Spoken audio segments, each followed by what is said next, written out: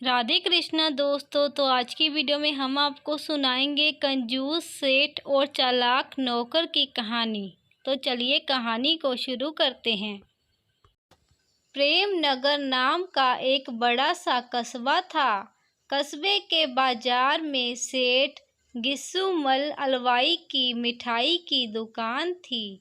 एक और बड़े बड़े थालों में तरह तरह की मिठाइयाँ सजी रहती थी। दूसरी ओर दुकान में बैठकर खाने पीने वालों के लिए इंतजाम था। गिस्सुमल जी कहने को तो सेठ थे, पर थे एक नंबर के कंजूस। दुकानदारी के हिसाब से दुकान में 5-6 लोगों का काम था, परंतु उसने 2 कारीगर और एक नौकर ही रख रखा था। उन्हें भी ना पूरा खाने को देता, ना ही पूरा वेतन देता था। सवेरे से रात तक उन्हें कोल्हू के बैल की तरह पेलता और गालियां बकता रहता था। यही कारण था कि उसके पास कोई भी काम करने वाला 1-2 महीने से अधिक नहीं टिकता था। एक बार उसके पास रामू नाम का लड़का काम के लिए आया। रामू 18-20 वर्ष का हट्टा कट्टा युवक था। वह बड़ा तेज तर्रार लड़का था। उसने पता लगा लिया था कि सेठ नौकरों के साथ अच्छा व्यवहार नहीं करता। उसने काम करने से पहले सेठ से कहा, सेठ जी, मैं आपकी दुकान पर नौकरी करने के लिए आया हूँ। मैं अपना काम पूरी मेहनत और लगन से करूँगा। आपको शिकायत का मौका नहीं दूँगा, परंतु पहले आपको मेरी एक शर्त माननी पड़ेगी।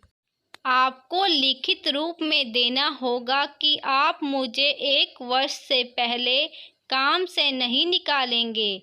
यदि निकालेंगे तो मुझे 1 वर्ष का वेतन देना होगा।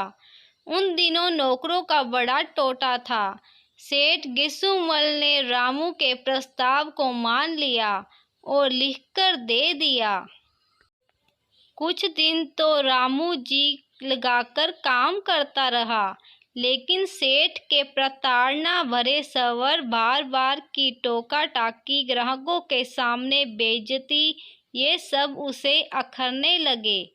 उसने भी सेठ को सबक सिखाने की ठान ली। जब दुकान में ज्यादा भीड़ नहीं होती तो रामू दुकान में ही रहता, लेकिन जब भीड़ बढ़ जाती तो वहां से खिसक जाता था। सेठ जी के क्रोधित होने पर वह कभी पेट पकड़कर पेट दर्द होने का, कभी सिर दर्द का बहाना बना देता था। उसे पता था कि आदत के अनुसार कुछ न कुछ कमी बताकर सेठ वेतन तो काट ही लेगा। भोजन की पूर्ति भी उसे चोरी से मिठाई खाकर करनी पड़ती थी। दिवाली का दिन था। दुकान पर मिठाइयाँ खरीदने वालों की भीड़ थी, परंतु रामू दुकान से गायब था। सेठ स्वयं ही मिठाइयाँ उठाता, तौलता और पैसे लेता। भीड़ के कारण वह परेशान था। कुछ समय बाद रामू ने अपने सिर पर हाथ फेरते हुए दुकान में प्रवेश किया। सेठ तो गुस्से से भुनभुनाया हुआ था। रामू को देखते ही बरस पड़ा। बोला, क्यों बे, काम के वक्त कहाँ मर गया था? मरा नहीं सेठ जी, मैं तो बाल कटिंग कराने गया था। रामू ने कहा, यह जानते हुए भी कि आज दुकान में अधिक काम है, तू बाल कटवाने क्यों गया था? सेठ गुर्राया, क्योंकि बाल दुकान में ही रहते हुए ही बड़े हैं, इसलिए अभी बाल कटवाने चला गया। रामू बोला। रामू के उत्तर पर सेठ गुस्से से भरकर बोला, अबे सारे बाल दुकान में रहते हुए ही बड़े हैं क्या? रामू ने हाथ बालों में घुमाते हुए कहा, नहीं सेठ जी, जितने बाल नाई से कटवाए हैं उतने ही दुकान में रहते हुए बड़े थे, बाकी तो मेरे सिर पर हैं। सेठ गिस्सुमल ने नौकर से तौबा की और उसे 1 वर्ष का वेतन देकर विदा किया।